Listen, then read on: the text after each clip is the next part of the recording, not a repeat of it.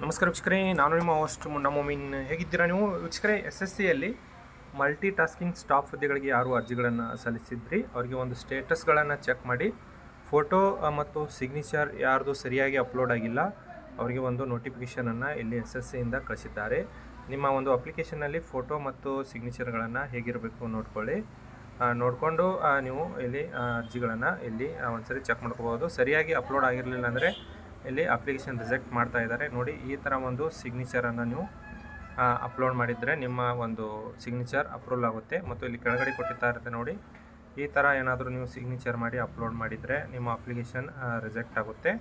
ಮತ್ತು ಫೋಟೋ ನೋಡೋದಾದರೆ ನೋಡಿ, ಆ ಫೋಟೋ ಈ ಥರ ಒಂದು ಲೈವ್ ಫೋಟೋವನ್ನು ನೀವು ಕ್ಯಾಪ್ಚರ್ ಮಾಡಿರಬೇಕು.